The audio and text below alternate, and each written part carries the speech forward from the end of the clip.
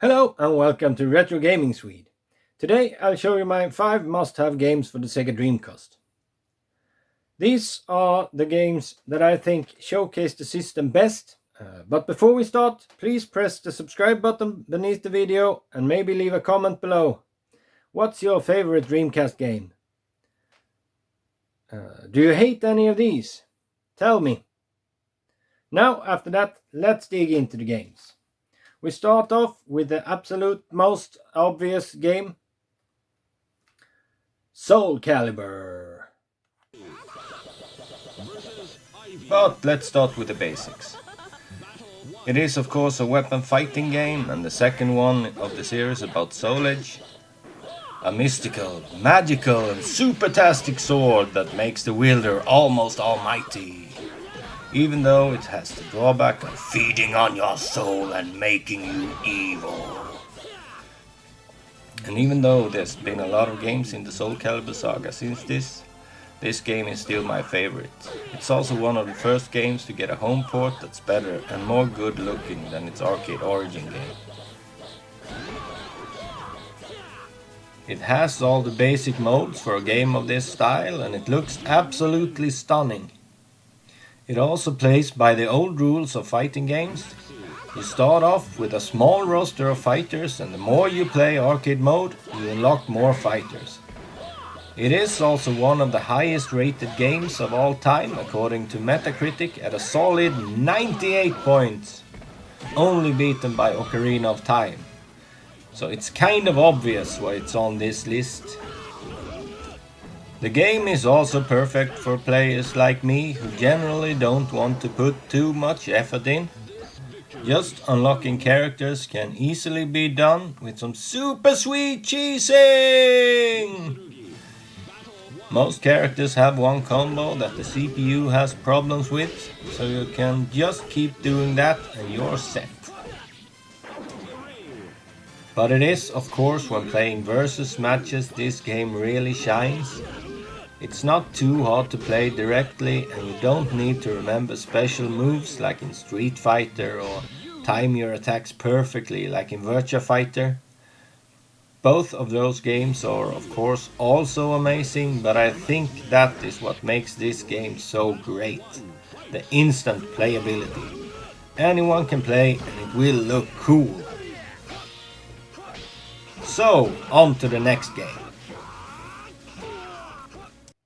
And here we have the sequel to one of the breakout titles for the Dreamcast. The one where you cause mayhem and earn cash. It is, of course, Crazy Taxi 2! Everyone knows about this, right? It's the best taxi simulator ever made. If real-life taxi trips were like this, it would be worth the outrageous price we pay over here.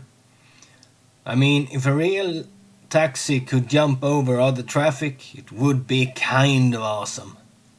All while listening to Offspring at the loudest possible volume. I would never take my own car. Anyway, it plays like this. You pick up your passenger, and while trying to follow the arrow in the middle of the screen, you try to get there in a set time. If you do, you get cash and a time bonus. If you fail, it's game over. Quite simple, really. But it's not really so simple. Some fares can be 2 or 3 people going to different places, and there's always a ton of traffic in the way. That's when the crazy hop comes in. You can jump your car, making avoiding other cars a bit easier. All passengers have a colored ring around them that tells you how long a ride they want. Longer trips mean more money, but shorter trips are easier. Since a long trip might make it harder to get the time bonus you get when you finish the trip. It's also fun to watch the pedestrians run for their lives when you come full steam driving all over the place. There's 3 different game modes to play. There's the round apple and the small apple, which are both big and small renditions of New York. Then there's the small pyramid mode, where you're supposed to drive through different puzzle-like stages. These can be really hard and require some expert steering. Well, that's enough about car-based craziness. Let's check out the next one. Do you like gimmicky stuff? Do you want to turn something relaxing into something super stressful? Well, then this game is for you. Sega Bass Fishing. And yes, you need the fishing controller for this one. Now, this is a really nice game, if you have the nerves for it. There's two modes of play: arcade, which is just as it was originally made, and original mode, which is a little slower and more relaxed. Here you compete with several CPU fishermen to get the most weight possible.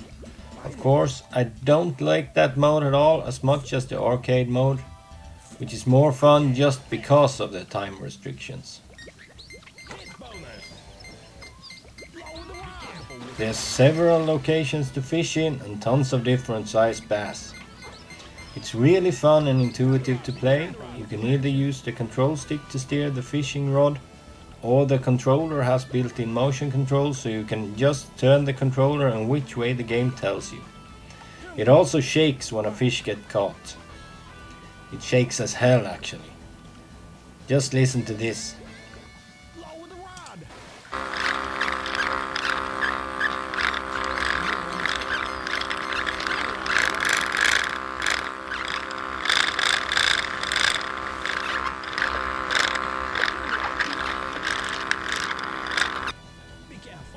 Yeah, that's some serious vibration of a kind you normally just find in adult toy stores. Anyway, you have 2 minutes to catch as big of a fish you can get. Once you get to the total shown in the upper right corner, you move on to the next stage. There's also different lures to play around with, and so it goes. I know it doesn't sound that awesome, but it plays like a dream. It's really fun to try to beat your high score and catch bigger and bigger fish. The core game mechanics are really good and it never feels unfair or anything. Now for something more relaxing. Do you like airplanes and blowing stuff up? Do you like steampunk? Do you like beautiful 2D graphics? Do you wanna die? Then this is for you. Gigawing. This is one of those affordable Dreamcast shooters. This is a fun little game all about points hunting. See the coins on the screen? Yeah, get as many as you can to get a high score. Really enjoyable. You have 3 different attacks. The base shot that you'll probably keep on all the time and is upgradable. You'll pick up power-ups for this from enemies once in a while. Then you have the Mega Bomb, of course, which just looks so awesome. Then you have the Reflect Shield that bounces away the enemy's shots and is absolutely necessary in this game. Bullets are everywhere. You can't just move out of the way from the enemy's shooting attacks, and you're not supposed to, because every bullet reflected gives you more points to pick up. The only problem I have with this game is that the screen gets extremely cluttered with stuff, with every enemy shot blending in with the point pickups. But after a while you get used to it, and then you just keep shooting your way through the different stages. The enemies look nice and it plays really good. Now let's see what we have for the last one. So, the Dreamcast is known for 2 things: shooting and fighting. And this one is of the later kind. It is a weird one though, called Powerstone. And this is a really unique little fighter. Yeah, so as I said, this is a fighting game that's not really like any other fighting games. You of course start by selecting your fighter from a really unique cast of characters, including a spider-like thing called Jack, which is my favorite, the vanilla-looking guy called Falcon, the big dude called Gunrock. There are a few other ones too, but these are the guys I usually play as. The game centers around beating up the opponent, but with a couple of differences to normal fighting games. The first thing you'll notice is that the fights are all in full 3D. You can run around the stage trying to hit or avoid the enemy. The other big difference is the Powerstone system. If you pick up all 3 of those, you become seriously strong and can unleash a crazy damage attack. If the enemy gets them, you should just run. Trying to attack an enemy when they're in this state is just suicide. Now, this system makes it extremely fun to play in versus mode, because it becomes this insane hunt for the stones, with a lot of crazy fighting in between.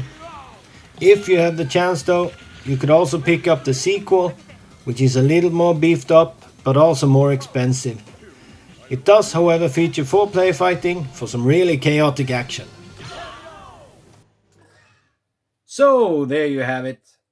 My 5 games you need to have for the Sega Dreamcast. This was a really hard video to do because there's some extremely good games on Dreamcast. But what do you think? Did I miss something? Do Powerstone secretly suck? Then let me have it in the comment section. And if you're an exceptionally nice person, you might leave a like and maybe even subscribe. I'll see you later.